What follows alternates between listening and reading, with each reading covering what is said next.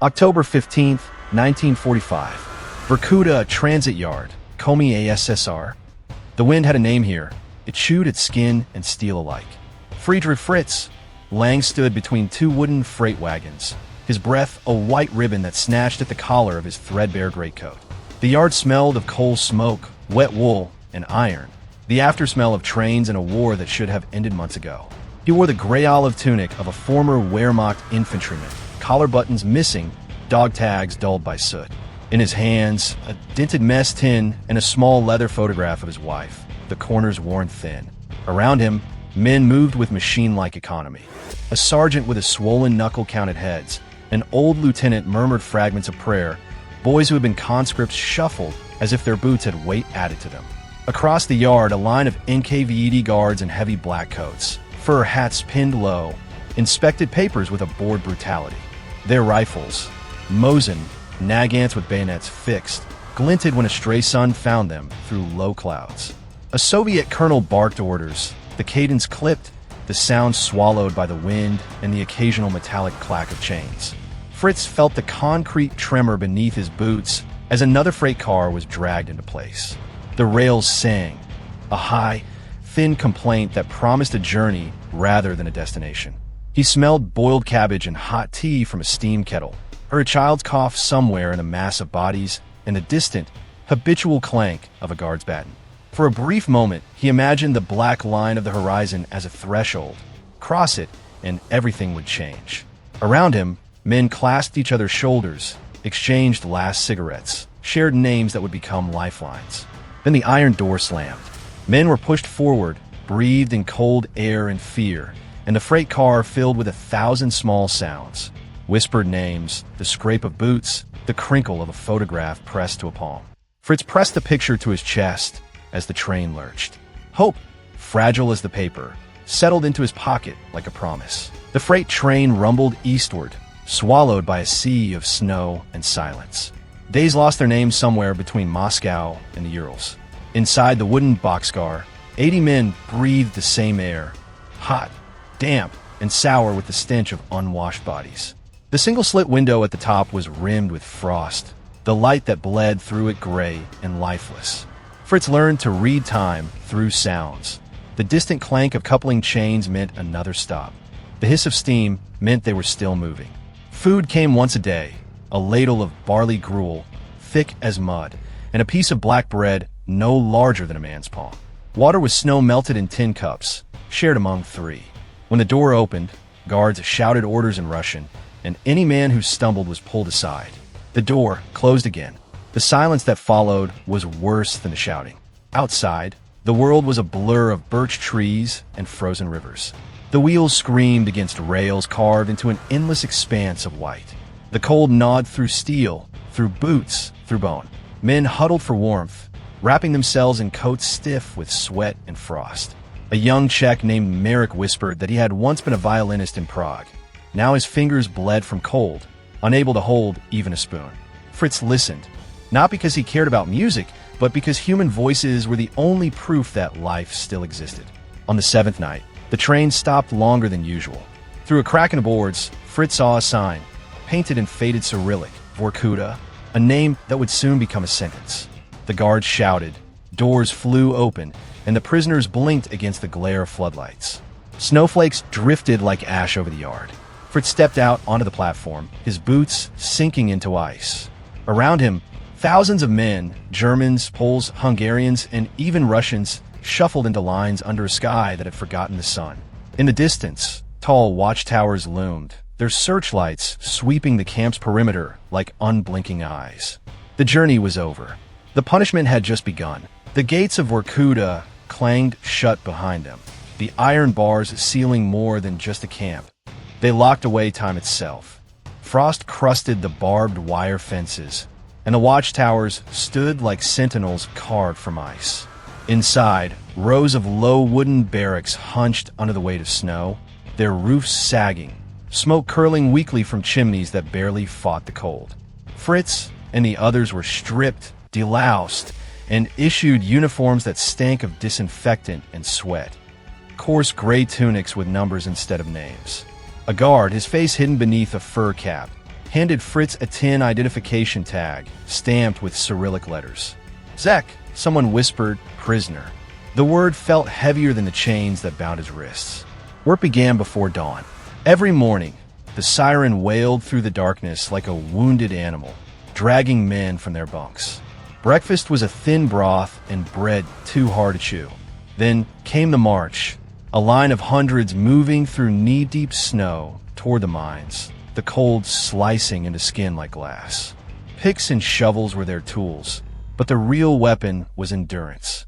They dug coal from the frozen earth until their fingers bled, the black dust sticking to sweat, freezing into a crust on their skin.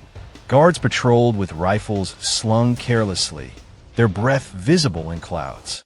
One wrong move, a stumble, a pause, a cough that sounded too weak, and the butt of a rifle found your ribs. Some men disappeared after nightfall, names whispered in the barracks as if saying them too loudly would summon ghosts. Inside the barracks, life was measured in small victories. A spoonful of extra soup, a shared cigarette, but a few minutes near the stove before lights out. Fritz learned Russian words for survival, Kleb for bread, Rabota for work, Turpy for endure. He carved a piece of wood into the shape of a horse, a memory of home, of fields that weren't white and fences that didn't cut. At night, when the wind howled against the walls and snow drifted through cracks in the roof, he would take out the worn photograph of his wife, Anna.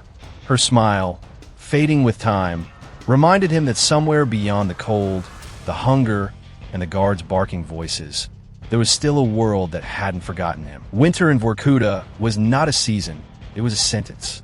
The cold was a living thing, creeping into bones and lungs, freezing sweat before it could dry. Each breath felt like swallowing needles. By January 1947, half the men in Fritz's barrack were gone. Some shot, some buried in the snow, others simply vanished after collapsing in the mines. Fritz's hands were raw, the skin split open from swinging a pickaxe 12 hours a day. The blisters had turned to calluses. The pain had become background noise.